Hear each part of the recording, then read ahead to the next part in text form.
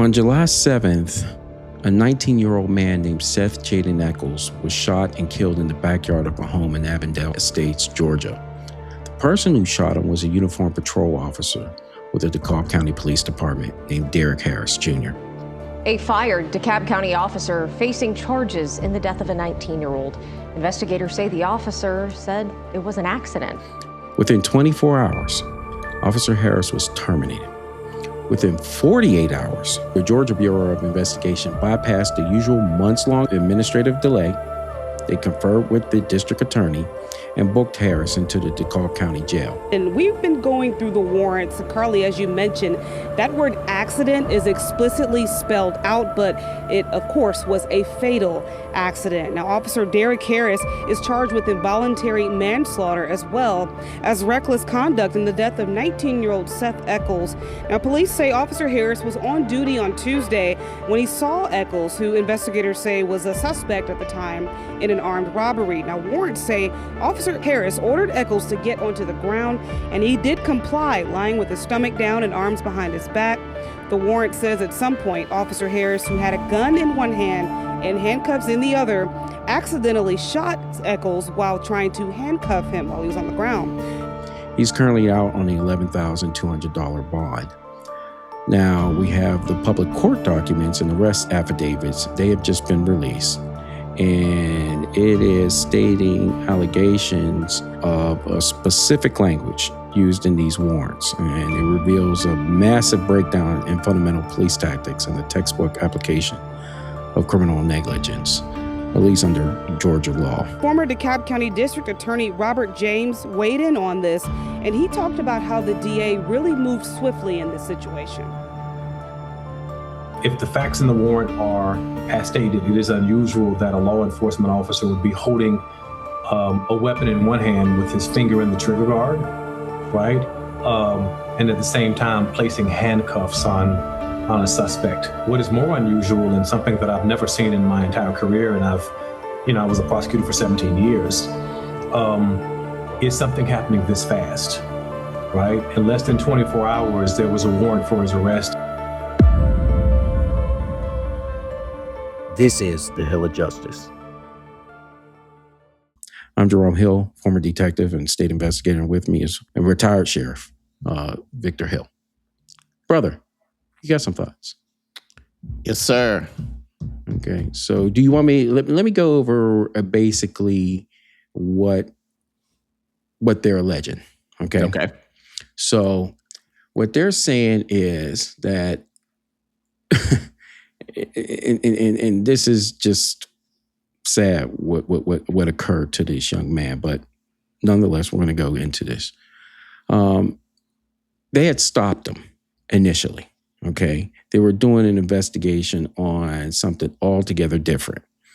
And according to the summary, it began earlier. Those law enforcement officers were really looking for an armed robbery suspect. I guess something happened with the United States Postal Service mail carrier. And so they stopped Eccles. And at that exact moment, they didn't have nothing on him. They let him go. But after that short investigation, they discovered that he had an active arrest warrant. And so they went back to attempt to locate him. And he fled into a wooded area. And according to them, around 7:45, Officer Harris located him in a residential backyard. Harris drew his duty weapon, pointed at the 19-year-old, and gave commands. Now, I want you to pay attention to this part of the language of what the GBI investigators are saying. At this point in time, they're saying that Harris gave orders to Eccles to get on the ground and to lay on his stomach. Eccles complied. While attempting to handcuff Eccles during the arrest, Harris had his firearm in one hand and the handcuffs in the other hand. And now that's going to be important later. Eccles was in a prone position. And for those in Hill Nation that doesn't know what that is, he's on the ground, on his stomach, his hands are out like this. Eccles then, at that point in time, put his hands behind his back. Okay, he's complying. And what the document alleges and continues on is during that process of attempting to handcuff Eccles, Harris accidentally fired his firearm. This accidental discharge resulted not only in his injury, but his subsequent death. So let's break down the mechanics and how things go in the state of Georgia. He's charged with 2 counts. One is reckless endangerment and involuntary manslaughter. You go from there. All right. So let me tell you, you know how you and I had this little debate last show about the complexity of an investigation? Mm-hmm. Okay. So, and I think I was saying that one wasn't complex, and you said it was. Now, let me tell you, this is complex. Let me tell you why. There's so many things at play, politics, a lot of stuff like that. Okay. First of all, no one is going to negate on this show the civil liability. No one's going to negate the fact that this officer is responsible for the person's death. Let me tell you the good, the bad, and the ugly about this. One thing I'm impressed about this is I'm not necessarily impressed that they acted so quickly. I mean, they probably feel political pressure because of the political climate with police shootings and stuff like that. Let me tell you what I am impressed with is because you rarely see this day, that they use the appropriate charge. Meaning, this officer wasn't trying to kill this young man. It was an accident. That's obvious. He didn't wake up in the morning, or he didn't go back there and say, you know what, I'm going to kill him. He didn't mean to do it. So involuntary manslaughter is the proper charge. And reckless conduct is a proper charge. Our DAs here in Georgia have a tendency to charge people with things that don't fit the element of the crime. So this DA, the DA of DeKalb County, actually used the correct charge. It meant that he caused someone's death accidentally, that it wasn't intended, but it was due to some form of negligence. Unlike the DA in my county that charged some coaches with felony murder because a track star collapsed and died on the field. Now, perhaps they were negligent, but they weren't trying to purposely do this. So to send them to prison the rest of their life or to seek the death penalty makes absolutely no sense whatsoever. But DAs have a tendency to overcharge people with stuff that doesn't fit the element of the crime in order to get them to perhaps plead to what they may actually be guilty of, and that's wrong. There should be the appropriate charge, and that's it. Now, here's where things get very, very interesting, Jerome. You know, when do we decide to charge people for accidental shootings, and when do we not? And that's where things are very, very interested in Georgia. And let me tell you why. First of all, let me say this. I had an accidental shooting during my career. And what was interesting, and it's while I was a sheriff, not while I was a detective or officer, but what's interesting is the accidental shootings that happened with law enforcement in my county prior to it. When I was with the county police, we had an officer on a traffic stop, and he was doing a felony stop. So he was pointing a weapon at the suspects on the ground, and a car backfired, and he had his finger on the trigger. You know, there's only 2 reasons that there's accidental shootings in law enforcement. Either your finger's on the trigger, or you're in a training scenario like I was, and you get the training weapon is mixed up with the actual real weapon. So those are only 2 times you find accidental shootings like this case we're talking about now. Well, anyway, the car backfires, and he shoots the guy. The guy doesn't die, but he was never charged. He was never fired. And of course, the county took care of the guy civilly. Okay, well, then there's another case with the sheriff's office that happened prior to me being sheriff. There's a training incident. The SWAT team is training. And similar to my case, there's a mix-up with the weapons. So when they start the actual training, one of the deputies shoots and kills the other deputy. He's still up on the wall to the sheriff's office to this day. That deputy is not indicted. He's not charged. He's not fired. He was still there when I became sheriff. Matter of fact, he was on the honor guard, and he actually stood guard at the coffin of the man he accidentally killed. The family and everybody understood it was an accident. He didn't mean to do it. So that's where we get into this complexity. Is it because of the politics now that we charge people for accidents instead of just simply holding them civilly liable? Or is it an actual reason? Because we can go on record. I can go on records with other cases where the same thing has happened and there were no criminal charges at all. So it becomes a discretion thing with the DA. Okay, am I going to charge this person or am I not? Because I just gave you 2 incidents where it didn't happen in law enforcement. So how do we make that decision? Do we make that decision because, well, the person's high profile and he's elected, so we have to charge him? But if this person isn't high profile, we won't. And that's where it gets very, very, very interesting. But if you're going to charge somebody, at least charge them with the correct charge. Don't put a felony murder charge on an officer that accidentally did it. Now, here's another thing we got to think about too, Jerome. Officers get in high-speed chases, and sometimes an accident happens, and then people die as a result of the accident. The officer was in the commission of doing his job. He didn't have the intent to kill anybody, and it's an accident. Do we start locking them up as well? And it's a very, very gray area. There's going to be a group of people, put them all in jail. Of course, we know why. But then we also got to look, okay, was that the intent? Just like those coaches with the girl running around the track, was it their intent for her to die? Of course not. They're probably suffering just as much as the parents and other people that happened on their watch. But do we start locking coaches up for murder? Well, if we are, we definitely want to use appropriate charges in involuntary manslaughter.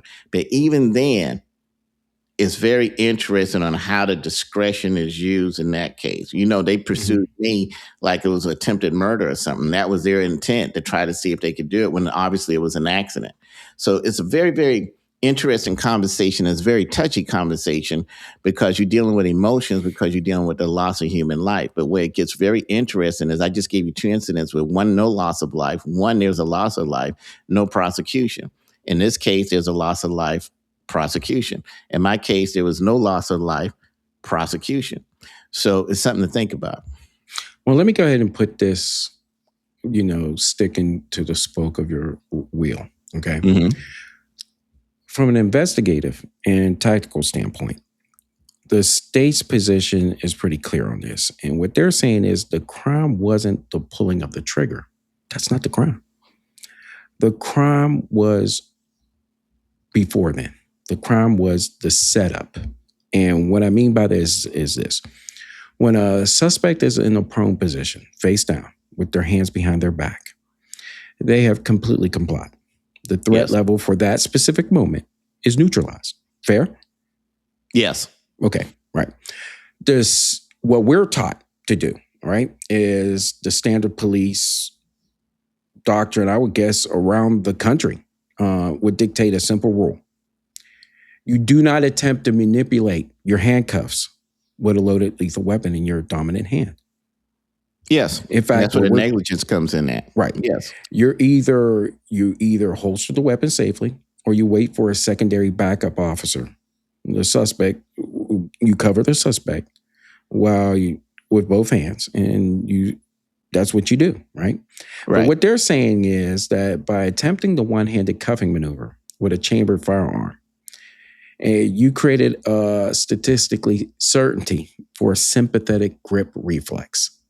If your left hand squeezes and slips while resting the handcuff or key in one way or another, your right hand naturally tightens up. It's almost as if you're driving down the road, you see an accident, and what do we see all the time? Another accident. Because people are looking and they don't mean to do this, but they start turning where their eyes are. They don't mean to do that, but they do that and they cause another accident. GBI is asserting that a reasonable trained law enforcement officer should know the risk because they're trained about this at the police academy, and choosing to ignore it constitutes criminal recklessness because that recklessness directly caused the death. And thus, that's when it elevates to a felony manslaughter. That's what they're saying. I don't negate any of that in any situation. Even if you look at mine, whether it's an accident or not, you can that particular charge, which is a misdemeanor, meaning that if it's something you failed to do and it's your fault, you could be charged under that misdemeanor. No different than if you cause an accident, you can get a ticket. We don't negate that at all. Mm-hmm. Now, here is what's interesting. I would like to see the video footage of it because you and I both know how we're trained. We know that you're trained that the person doing the handcuff is not supposed to have a weapon in his hand. I mean, you can cover a person. There's one cover officer Right. In case this guy reaches for a gun or something, then another officer is supposed to approach and not have anything in his hand. We even train if they have a rifle, they have to take the rifle and move it to their back and then go. So we know that. Right. And we're not negating anything. And if that's how it happened, those are the appropriate charges if criminal charges is what you want to pursue. Now, I also would like to see the video because, the media and everything puts things out like it's cut and dry. This is the way it happens. And it would be interesting to see the video and what was going on right before that and the officer and why he didn't do what he was supposed to do. There's a lot going on. It's easy to tell a person in the middle of a combat situation what he could have, should have done. He's running, he's tired, he's breathing. We don't know all the situation. I'm not making excuses for him. I'm right. From what I'm saying, from what I'm seeing, they're probably correct. But there's so many incidents where they haven't been correct or they do certain things that I just would like to see the video to see exactly what led up to it. Every circumstance is different. At the end of the day, there's no way you could say that the county and he's not civilly liable. We know that. I think what's interesting about this case and all of the cases that I've mentioned is when do you prosecute and when do you not? Is now the standard that every accidental stuff like that, they will all be prosecuted? And if they're all going to be prosecuted, are they all going to be given the appropriate charge of involuntary manslaughter because it wasn't their intent? Or is it going to fluctuate depending on who they are? Well, if it's this particular person, we're going to go with murder. Or like in my situation, well, let's try attempted murder, even though it was obviously an accident. That's where it gets interesting. And that's what fascinates me about this case. The speed of it, we see I want to talk about that too. Yeah, when we talk about speed, it could well be, hey, they feel under political pressure. They think they're going to stop a protest or stop a riot or save themselves from re-election. Who knows what that is? That can also be a problem too, because let me tell you what that could be a problem. Depending on what actually happened on that video. If it's cut and dry, then it doesn't take a month to investigate. Right. That's what I'm deducing. It's right. There's some things that just don't take long to investigate.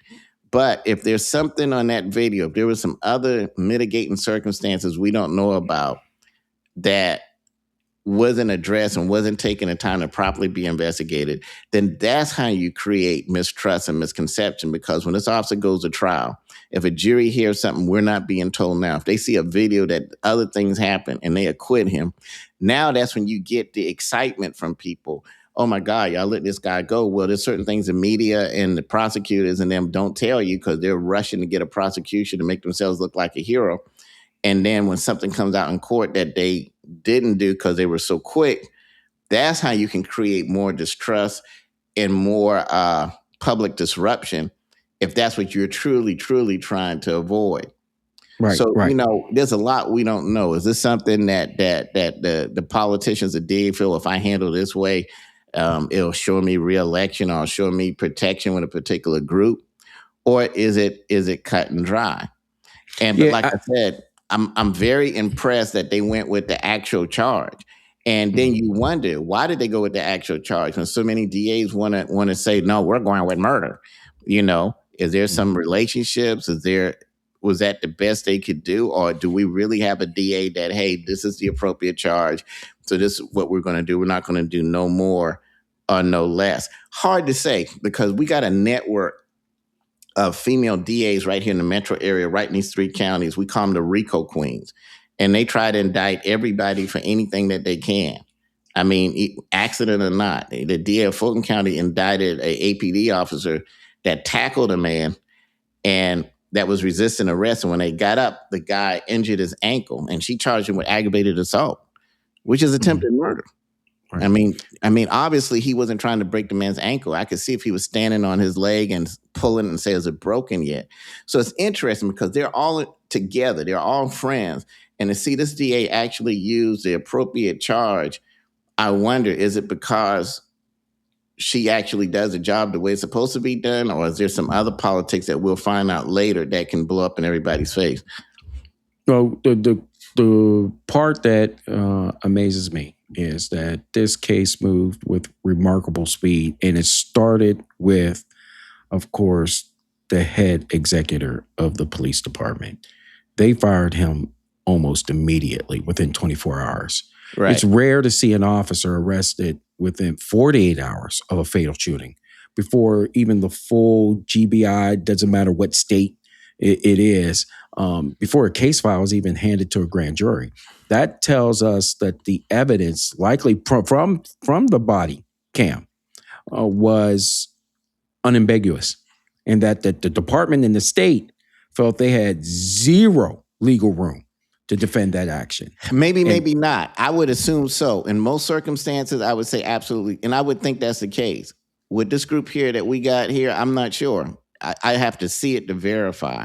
Unfortunately, we've gotten to the point with prosecutors and judges where we don't know. We used to could trust, well, if the judge said it, if a prosecutor's prosecuting it, it's got to be legit. And we've got case after case here in Georgia where they lie to grand juries. They do all type of stuff to get prosecutions. I'm not saying that's not the case. Listen, if everything happened the way they're saying is cut and dry, he didn't mean to do it. It was an accidental shooting, but we're holding him criminally responsible. You can do that if you want to. No argument there. Until I see the actual videotape, I can't make 100% determination. I wish I could tell you, good job. These people are on top of the game. You just don't know. Is it fast because, hey, we want fast justice?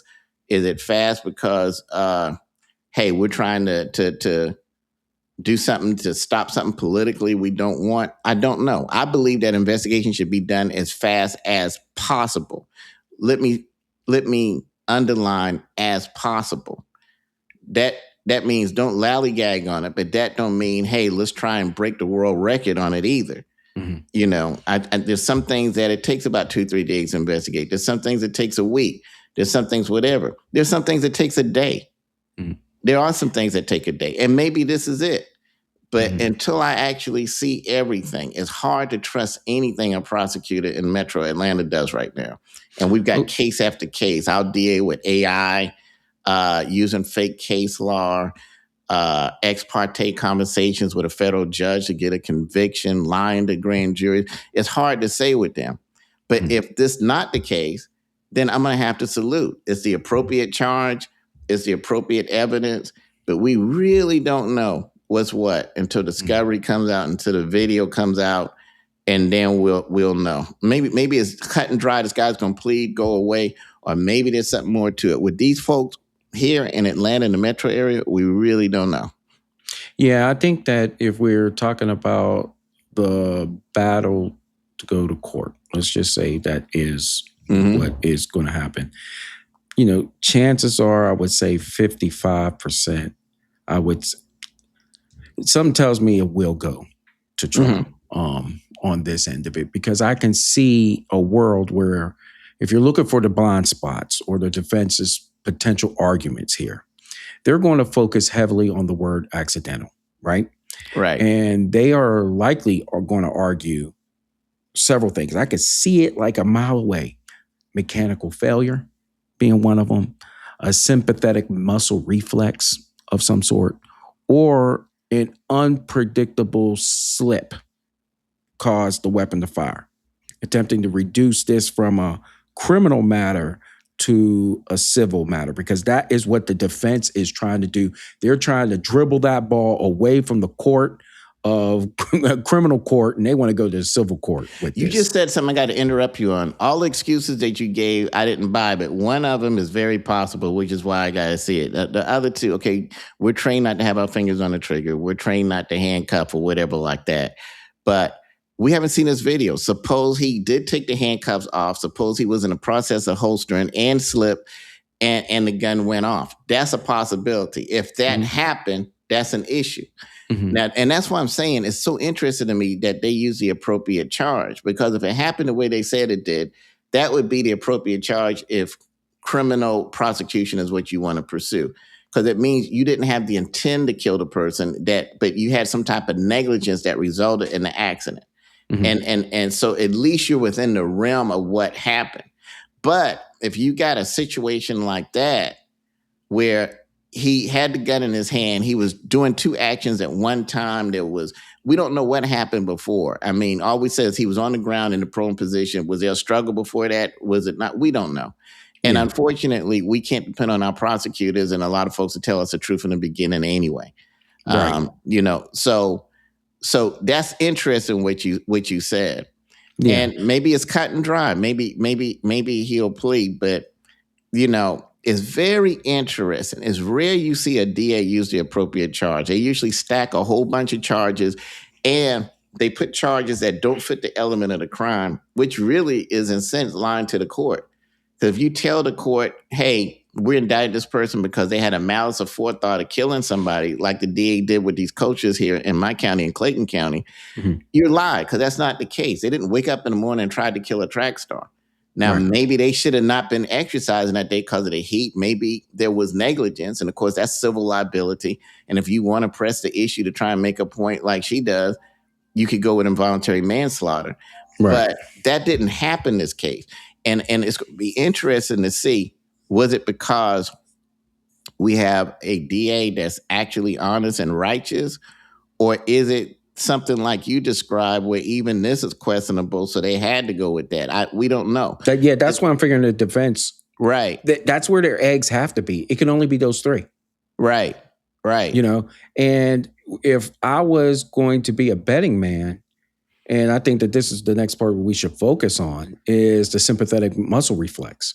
If we're talking about tactical training and forensic science, we know that a sympathetic reflex, sometimes they call it different things in firearms forensic. They might call it the intersomatic sympathetic response, or the sympathetic grip. You hear people saying that. For those people in Hill Nash, and please go ahead and put it in comment down below about what you think might be one of the causes.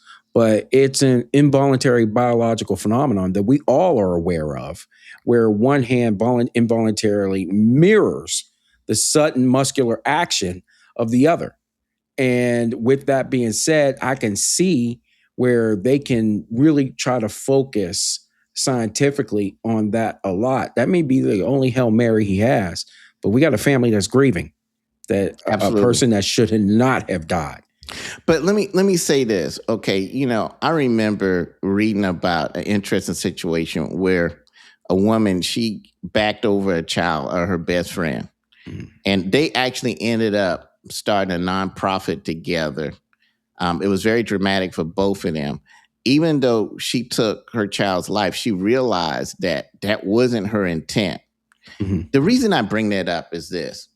I think that we're at an interesting point in time where we've got to figure out what's going to be the standard. I already told you about two police officers, one that shot a person and they lived, shot him in the back, similar circumstance, and another one that shot another police officer in an accident and he died. And they were never charged, and they continued to go in law enforcement. And I guess here's the question we gotta ask. When a person has an accident, does that mean that they go to prison and they no longer can do what they continue to do? A very good friend of both of ours had not a plane crash, but a helicopter crash. Broke his back, everything. And I tell the story for a reason, because he's very inspirational to me, especially when I had my accident. And I fly with him all over the world and continue to do so, even though he had a bad accident. I'll never forget the story, because after he healed, his father drove him to an airport and said, we're going for lunch. And he was like, hey, what are we going to do? He said, why are we here? He said, you got to go fly again. And he was like, I'm not flying again. He said, no, you're going to go fly again. And now I fly with this guy all over the world. I mean, he's a great pilot, and he learned that wasn't his intent to crash that helicopter. And he didn't stop doing what he was doing. Now, I'm not saying there shouldn't be discipline, and I'm not sure what that discipline should be. Everyone can agree. We know it's going to be civil liability. There's no sense to even fight that lawsuit. That has to be settled. But,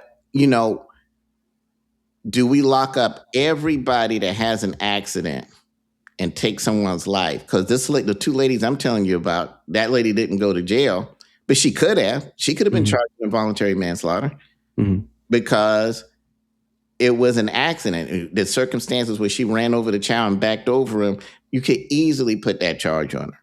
So, remember, So, and don't get me wrong, if you're angry at that particular point, if it's someone you know or love, you may be, hey, hang them high. But where is, we got to get some consistency. We do one thing in this situation and one in the other situation, and usually it's politics or relationships. If we're going to charge everyone that has an accidental shooting, then we need to charge everybody, not say these officers have killed or whatever, and they don't get charged. It was an accident, and this officer, he has to go to jail and get fired. If there's going to be a standard for that, it should be consistent. Yeah. And that's all I'm saying. Right. When and how. Well, it depends on who the prosecutor is. It depends on what the politics is. It depends on who the person is. Because I just gave you 2 incidents where 2 people shot, 1 dead. No prosecution. They continue on. I have an accident. Hey, let's try and get him for attempted murder. This cop has an accident. We know he's liable. Maybe he should be fired, but should he never be in law enforcement again? Should he go to prison?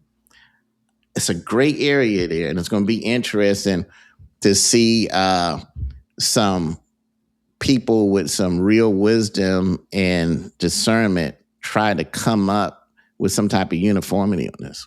Yeah, and way my analytical mind goes, and I'm going to go even from the beginning. Remember, he had an independent warrant against him. They did not mention it was a felony warrant. So when they discovered him in the backyard, or when he discovered him in the backyard, why in the hell did you pull out a gun? Were you worried? He wasn't armed, or at least what you thought. You didn't see nothing in his hands. Why'd you pull out the gun? Well, did you say the other warrant was a felony warrant, or was it not a felony warrant? No. They didn't mention it was a felony warrant. They didn't mention? No, they didn't mention it. It said an independent warrant. So we don't know. We don't know, but at the same time, it's interesting that they didn't say that, which makes me think it might be a felony warrant, because if it was a felony warrant, they would definitely say that to justify the prosecution. So or make me think the opposite. You get what I'm saying? It's interesting that they're not saying that. But here's the thing. We don't know. Did they pat him down the first encounter? I don't know. But if you're putting him on a prone position in the first place, you probably put him in a prone position with a weapon. But if it was a felony warrant, there's a whole lot we don't know before we could pass judgment. For some reason, there was an armed robbery, so they stopped him. Not saying he was involved or not, but he's in the area at a particular time. Right. What's interesting to me is, how come you didn't know there was a warrant for him when you had him stopped? Now, there can be an explanation for that. Sometimes NCIC is slow. And sometimes they tell you, well, things are slow, so you let the person go. Then they come back, hey, you still with that person? Well, he's coming back wanted. Or I could give you another reason. It happened to me many times where the individual tells you the wrong name or gets you a similar name. I've dealt with this many times. So, you have those situations, and you be like, oh, shoot, that was old boy. And then you're going back after him. And then the prosecution could come back and say, hey, guess what? That officer was pissed and maybe saw some, a heated, hot exchange. We don't know, right? You said in that, we don't know. We don't know. But let me tell you the sad part about this. There are situations that we do know, and nothing's being done about it. One thing about this situation here, there is nothing that's going to go down in history and be heroic about the DA or whatever in this case, because at the end of the day, it was an accident. We're not dealing with a killer cop. We may be dealing with a guy that maybe he doesn't need to be a cop. Maybe he panics under situations, or maybe it may be like you said, he slipped or whatever. We don't know, because they're not giving that all. They never give us all of the facts, and they only give grand juries enough to indict. So we don't know. But at the end of the day, what everyone is in agreement is that it wasn't his intent to kill this kid. So it's not like we've taken a killer off of the street. We may have taken someone off that don't have the motor reflex skills, or may not have good endurance and can act after he's breathing hard from running or something. But he hasn't proven, no one said anything that this is a known corrupt cop. He's known in corruption or known in brutality. None of that's come out. All we've done is, okay, well, we got a cop off the street that had an accident. I think, and a cautionary tale. Exactly. This is a cautionary tale for all law enforcement. I don't care what discipline you're in, all the way from federal, all the way down to your local cops, because you got to be disciplined. Right. But here's the thing. We say you got to be disciplined. I just gave you 2 instances where the cops say it was an accident. Sure. This is unfortunate. We're grieving. We're going to make sure the family gets what they need, but it's no prosecution because it's an accident. But meanwhile, there are situations I know of right now where 2 deputies beat a person unconscious, no prosecution at all. That wasn't an accident, Right, but no right. prosecution. This is an accident and there's prosecution. And that's why I'm saying this is where things get kind of gray and very, very, very suspicious. So, at the end of the day, nothing has happened to save the day for law enforcement. What probably has happened is it makes officers even more scared to do their job. Oh my God, let me not chase anybody, because if this thing goes wrong and somebody gets hurt, I'm going to jail. If I have an accident, and even though I didn't intend for it to happen or whatever, they're going to try and put me in jail and I got to try and fight my way out of it. That's not good. So nothing good is going to come out of this. First of all, let me say this. My condolence to that family. And my sympathy for that family. Yeah, for sure. And that's sad. And there's not, and how can you comfort them? They deserve civil compensation, but civil compensation won't bring their loved ones back. Exactly. But at the same time, locking up cops when they have accidents that they didn't mean to happen is not going to bring anybody's loved ones back either. Yeah. So that's something that's going to have to be debated by better minds than we have that are prosecutors now. Yeah. Well, we'll keep track of the indictment as it moves through the DeKalb County District Attorney's Office. Let me know in Hill Nation what your thoughts on the distinction between an accident and a criminal negligence in the comments below. So, brother, this is what I think everyone needs to really think about before we go on this charade of let's lock up cops every time they make a mistake. And here's what I don't think people understand it. On every job, people make mistakes. But on a cop's job, the room for error is very, very, very small. If a secretary makes a mistake and deletes some files or she has some grammatical errors, it's just corrected that way. Cops are different. They're in high-speed chases. They're dealing with tasers. They're dealing with weapons. So when they make the mistake, it can end up with injury or it can end up with death. So let's not compare apples to oranges. Let's do something better. If we're going to lock up people every time they accidentally hurt somebody or accidentally injure somebody, are we going to start locking up doctors? I mean, we got a case in Chaiten County where a doctor accidentally decapitated a baby while delivering it. I haven't seen anything out there about indicting this doctor or any protest or march about that. We've seen doctors accidentally take out the wrong kidney and a person has no kidney left. We've seen doctors do all types of things and people end up accidentally dying, but we don't see this push to indict them and put them in jail for negligence or accident. And perhaps this fascination is because, okay, well, cops lock up people, so we want to lock them up. I don't know what it is. But if we do that, we're creating a very dangerous situation where a lot of people are going to leave or not come to the profession, and the people who are in the profession are going to be even more afraid to do the job than they already are. Yeah, you don't have nothing to say about it? Put it this way. If I was going to say anything about it, I would say this, okay? We know that in that same frame or spoke, we can say pilots, they also have no room for error, right? But what can most people become? Most people can become a cop. They can't become a pilot and they can't become a doctor, okay? Those are really specialized skill sets. More people could become officers. So more people will go ahead and assail the law enforcement profession because it is about, hey, what is somebody more able or reasonably able to do? With a pilot, naturally, it takes years and years and years and years and years of training to get to that level, right? You can't indict them anyway because they kill themselves usually if they have an accident. So how can you indict them? Well, I mean, you have a lot of pilots that go about, driving and flying while drunk. Right. Or having issues like that, So there's some instances we're not going to argue with that. If you're drunk on duty, drunk while driving, we know that. But I'm talking about an accident. I don't think this doctor meant to decapitate that baby. I don't think he woke up in the morning and said that. I agree. But we know if a cop was there doing something like that, there would be this push. And like I said, there are professions that accidentally hurt people, accidentally kill people, and you don't see this push to indict them and put them in jail and then act like we're doing society a favor when we do. I'm not saying that there isn't no responsibility there, especially civilly, but why this push when doctors accidentally kill people and injure them every day? Why you don't see DAs indicting them for that? Again, it deals with the same thing, negligent. You should have known better. Well, everybody has an accident should have known better. And that doesn't take responsibility away. When there's an accident, someone's at fault with the accident. I was at fault in my accident.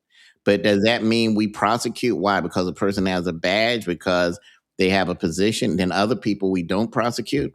And I think that's where this is something that we need to really look at and see the logic of it. Like I said, they didn't take a killer off the street.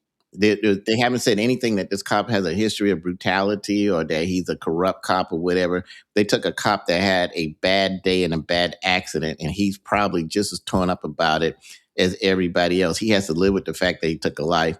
So by indicting him and sending him to prison, I'm not sure exactly what that does, especially in that county, because that county got a whole bunch of killers running free that nobody's looking for. Right. So if you take a look, let's take a look at this situation where you have a doctor who is trying to maneuver medically a fetus and decapitates them. They're trying to do what they can do. Let's just say they do that, right? It did happen. It happened in Clayton County. Right. And let's just say they were going by their best practices medically, right? However, they're going by their best practices, what they know. An officer who their profession is saying, hey, you cannot do this during police training. And they do it anyway. It's negligent, but what was his intent? Was it a doctor's intent, best practice or not? We don't know whether he did best practice or not. We don't even know that about the officer because we haven't seen the tape yet. Yeah. But what was the intent? Neither or of them had the intent to kill someone. I don't think they did. And best practice or not, I don't know what type of best practice a doctor could do that could decapitate a baby. I really don't. But at the same time, are we trying to indict this doctor for murder? Yeah. No. You know what I'm saying? But I guess my point is on let's just stay with the law enforcement realm of it. If somebody has told us, hey, if you do this, the chances of you discharging your weapon is high and you can hurt somebody. And we're told that in the academy, and we're told that in our in-service training each and every year we go in to be trained. Yes. And you do it, then I could see when I'm doing that. On purpose? Did he do it, or was he under distress? Was he running, breathing hard? We're all under distress. Exactly. So what I'm saying is this. So you're saying that the standard is now, anytime a cop makes a mistake like that, they need to go to jail. You're putting a lot of pressure on that profession that you're not putting on other professions. And there are other professions that people's lives in their hands, and people aren't quick to send them to prison. And that's what I'm saying. We need to think about this. Okay. And what I'm saying is, without seeing the videotape to make a clear distinction on what was the manner in which he was trying to go ahead, I can tell you right now that, yes, he was reckless. Have no illusions. That was reckless on that end of it. And I believe that. And I believe those doctors that kill people are reckless too. Yeah. So are we going to start indicting them? I'm not quite sure. Every time they make a mistake and kill someone, there's a lot of stuff on record. Was the doctor that took out the wrong kidney, was he drunk or was he reckless? So, I mean, should we, if that person lived, are we going to go with aggravated assault? Or if he dies, are we going to go with involuntary manslaughter or murder? I mean, that's what you're saying. You're saying that when these officers make a mistake, in the room for error, if you're a doctor, if you're a pilot, if you're a cop, the room for error it's not like a secretary. Hey, you messed that up. Can you put a comma there or whatever? They're dealing with 2-ton vehicles driving 100 miles per hour. They're doing this, they're doing that. And I'm not saying there shouldn't be some level of discipline. There definitely should be some type of civil penalty. But you're talking about every time a cop makes a mistake like this, they need to go to jail. If you're going to hold them to that standard, hold the doctors to that standard, hold everybody to that particular standard. If not, it's hypocritical. Yeah, I think that this is episodic in nature. You have to go with each and every case and evaluate everything for that case. We know that. What I'm saying in this case, I don't see, and somebody is going to have to, and once again, I have to see, video. I'm going to have to go ahead and rely on the testimony of what the DA is going to go ahead and talk about too, is that, hey, what I got to see is what was the exigent circumstances while this officer felt like, and he'll probably explain it, maybe he doesn't, he pleads the fifth, but somebody has to explain to me why this officer felt as though when he already had him prone on the ground, and there has been no doubt up until that point, he complied. He's down on the ground. If we go to that extreme, Jerome, that's what I'm trying to get you to see. What about the Clayton County deputy I told you about that accidentally killed a deputy? You can go to the Clayton County Sheriff's Office and see it every day. We could say, hey, we were training. You're supposed to have this particular weapon. You should have 5 extra times or this deputy wouldn't be dead.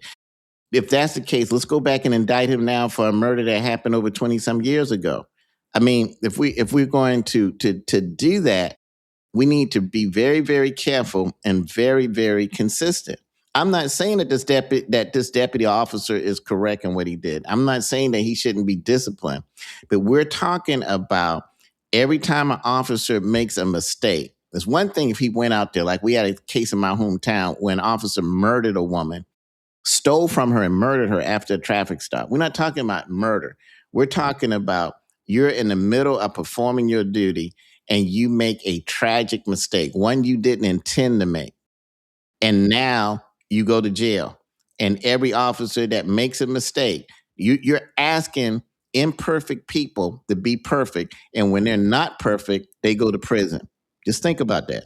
Well, I agree, and I'm not trying to conflate the two. What I am trying to say is that in this specific incident, once he was able, I don't see where he had to rush to put cuffs on. I don't see it either. And I don't see, unless we see the videotape, we don't know what happened. Did it happen exactly the way they put it in words? Maybe it did. It's hard to tell with these folks because we catch them lying all the time. We just caught a federal court judge lying in a case. But here's the thing.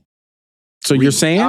Regardless, I'm not trying to justify this dude. I'm not saying that either. Yeah. What I'm trying to tell you, are you saying that charge is okay? At any time an officer makes a mistake, mm-hmm. and a lot of the stuff are mistakes. Does the policy say that? Of course the policy says that. Does our training say that? Of course it says that. But we're talking about a situation that's fluid. You're running, you're out of breath, whatever. So he made a mistake, a tragic mistake that cost somebody their life.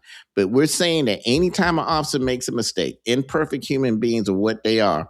You make a mistake, you go into jail. Think about that and think about what's going to happen from that. No. I think that ball has already been rolling. I have no illusions. I think that ball has already been going on. I'm just going with the specifics of this case. If it is alleged that he did go about the suspect complied, he was prone on the ground, I don't see where he's going to be able to win that. I just don't. If that's what happened, but then you also gave a scenario where he could win. Yeah, In the process, he slipped and fell, and the gun went off. We don't know. Yeah, and we can't depend on the prosecutors and the media to give us all the facts or the real facts. They're gonna give us just enough facts to sensationalize it. We don't know. But either way, win, lose, or draw, it's a mistake. It wasn't an intent. So we're gonna start locking up cops for every mistake they make. But we're not going to do that to doctors. We're not going to do that to whoever. And there's a difference. There's not a difference, Jerome. Yeah. And I think what I take objection with when you say the word every, And I think that is not what we're doing. I think that's the overarching generalization of it. I think that it has to be specific. In each of these cases, you have to take a look at them specifically But if for we what look those at the are. specifics, that it doesn't match that. I've already given you situations where the specifics are worse, and they weren't indicted or sent to jail. Right, So right. and there's other things out there that are situations like that. Hell, there was a situation back in my hometown where they were horse playing with a weapon and accidentally shot another officer, and nobody was indicted in that case, to my knowledge. And I think that's why they made a big deal out of it. So the thing is this: it's you could say, well, we're not doing it in every situation. Well, that's still a problem because how do you decide when you don't do it? Is it when it's a friend? Or is it when we don't like someone? Or is it because, well, you know what? We could use this to get a person out of office. It has to be across the board. If that's the standard of care, that if you have even though you didn't intend to do it and it's an accident, because you're a cop and because you were trained to do different, you're going to jail. So and let me tell you something. So it should be completely without criminal recourse. That's what you're saying. Let me tell you what I'm saying it is. If you're going to make that standard of care, do it across the board for everybody. But if you make it criminal, know the far-reaching effects that's going to have, because you got officers already afraid to do their job. You got them already hesitant because they know anything they do, good intentions or bad intentions, they're done.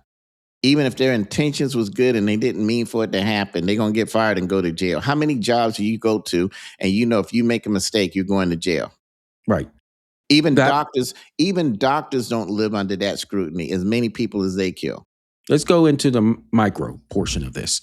Let's take manslaughter off the board for the criminal prosecution. Would you be okay with reckless endangerment? Be okay with what? Reckless endangerment. Yes. For the criminal charge. Of course. Okay. Of course. All right. I just wanted to get that distinction. If you're going to go criminal at all, that's what it's going to be. There's definitely going to have to be some type of disciplinary action departmentally. Definitely there's going to have to be that. The severity of that, we can debate that another day. But is the answer locking up cops every time they have a non-intention accident? I think they just did that recently with some cops that were involved in a chase. I don't know all the details to it, but if they know you go to work and you make a mistake, and that mistake, someone gets injured or killed, not that anyone's trying to go to work and injure and kill somebody anyway, but you go into jail. There's not too many jobs that have to go with that type of stress every day and defend their lives and defend the lives of others. And that a prosecutor can take and turn it and make it into you getting ready to spend at least 10 years of your life in jail. Right. And that's what we've done to law enforcement. Right. Absent of a mechanical failure or a slippage of the gun. Okay. Let's just say it was even sympathetic reflex on that. I would say my thing is that if we are going to, the bare minimum, he's getting charged with reckless endangerment. Bare minimum. Or the bare minimum is departmental discipline, be it fired, you can't work here anymore, or which has it happened. Whatever, right? But and civil, for the department. Do we put people in jail every time they have? I mean, let me tell you, man. Well, do you agree with the civil? Let's go to the civil portion of it, because this will probably be more so in your realm. So, are you okay with an officer that does this type of act, and now your department is getting sued civilly for it?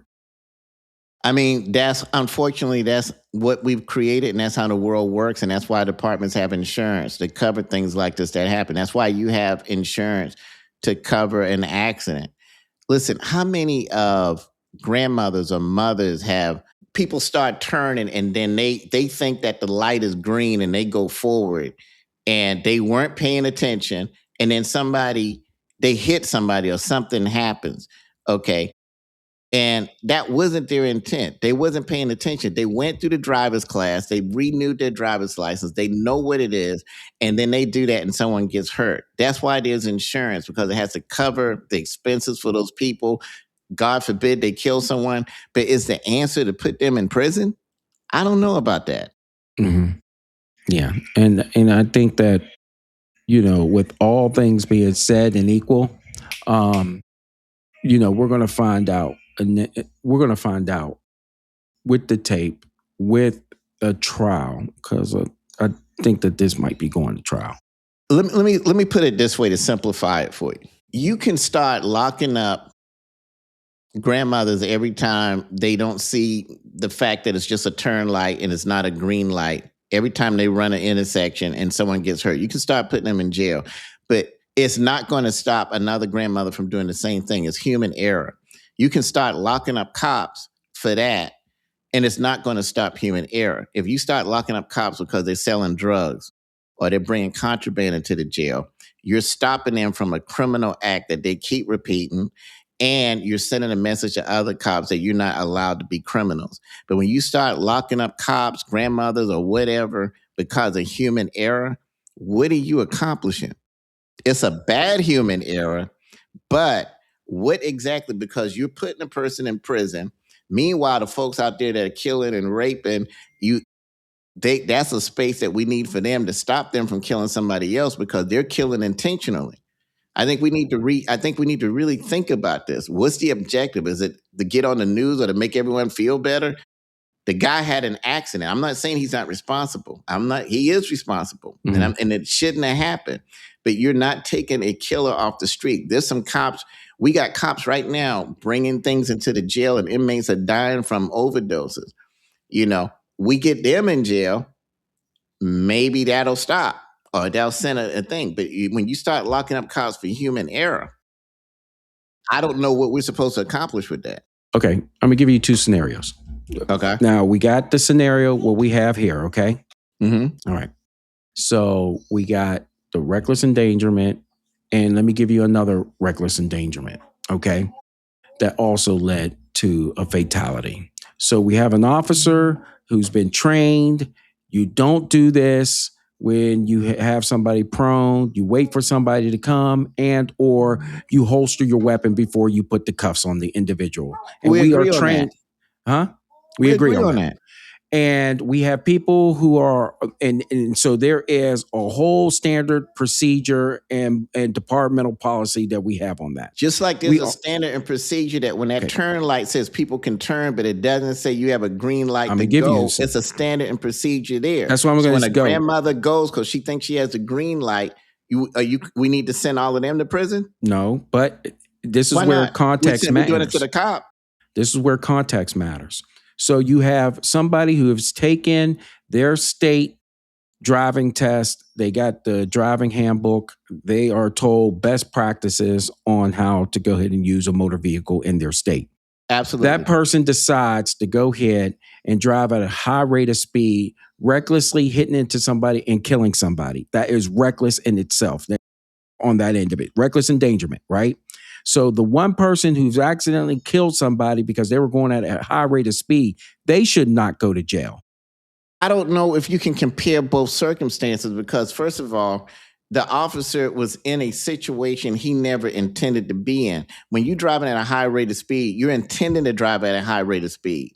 I don't think this officer intended, you know what, if this guy has a warrant, I'm going to keep my gun out at a particular time and shoot him anyway. There was a whole bunch of random circumstances that added up to a tragic event based on him not doing some basic things that he should have done. I don't think that was his intent. I'm glad you brought that up. It was a tragic mistake.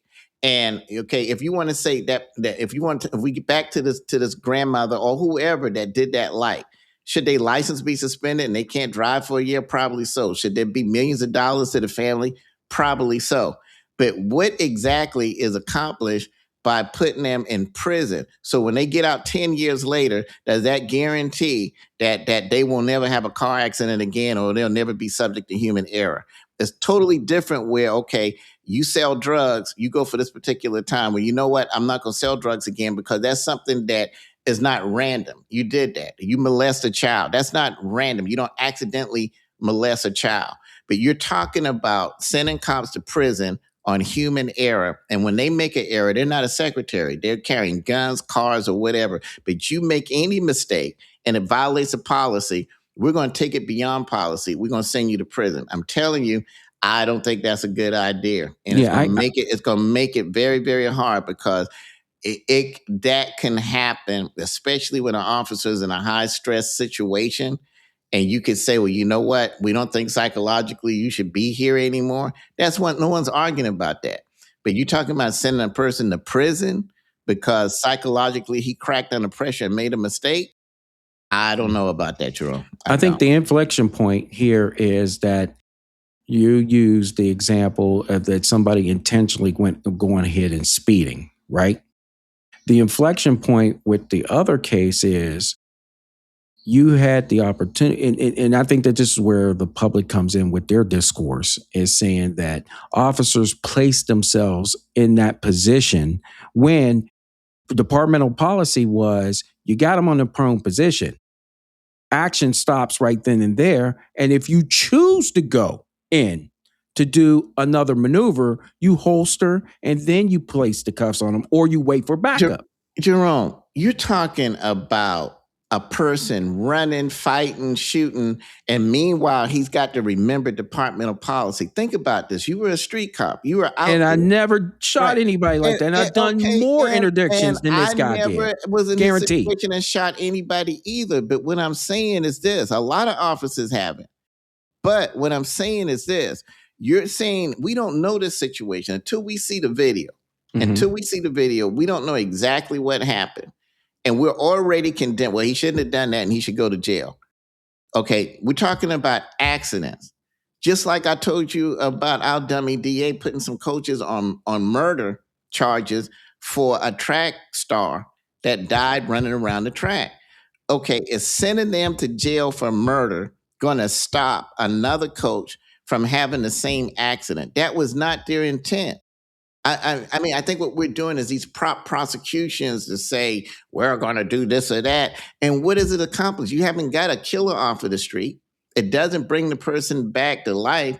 Okay, you're going to prosecute him and send him to jail for a bad mistake. I'm not saying that he is justified in anything. And of course, when we see it, we may find something different. It's hard to tell with these folks. But I'm not saying that. But I'm saying you're thinking that it's okay to start anytime officers make a mistake. Well, departmental policy said that, so they should have. And you're talking about a fluid situation where he should have been thinking Section 5.6c of the policy said such and such and such. So I will reholster first. There's a lot going on. We don't know what happened. Did he climb the fence to get back there? Was there a struggle before and then when he got there? We don't know. And you're saying that anytime a mistake is made under duress, cops should go to prison. I think you and everybody else better rethink that one. Yeah, I think I was pretty clear about it being specific. And being specific in this case, without knowing anything else from what was told, is that the gentleman complied. He complied. That's what was told. But even if he complied, this officer was not trying to kill him. I agree with that. Right. So we're saying that if you accidentally hurt someone, accidentally kill somebody, you have to go to prison. I don't know if that's a good idea, especially in a job like that where there's so much room for error and you're dealing with human beings.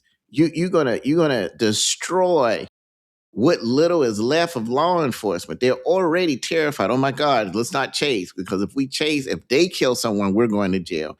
If someone was caught in front of the car, well, you should have been going slower or whatever. That's a lot of Monday morning quarterbacking. I don't like the fact that a 19-year-old lost his life. And I'm not telling you I wouldn't fire this guy. And I'm not telling you I wouldn't seek other measures. I'm not 100% sure about this sending him to prison. That's all I'm saying. Yeah. I think by happenstance, the reckless endangerment, I do know that the felony that he's looking at is 1 to 10 years. Exactly. Manslaughter. right? Is that what it is in Georgia? It's, 1 to 10 it's years. 10 years. So Okay. that's right. So cops Okay. make mistakes, they go to jail for 10 years. Doctors make mistake, the insurance just cover it. I think we better rethink that. You know, and that's where we'll go ahead and land the plane on that. And many of you in Hill Nation, what do you think about Vic's position on it? And do you agree or disagree on that? And then certainly, do you agree or disagree with my perspective on it when it comes specifically with this case? If you want to go ahead and bring other examples, feel free to do that in the comment section. We love to hear that and to debate you in that way. So that's our thoughts on that matter. So we'll go ahead and love to hear what you have to say. This is the Hill of Justice.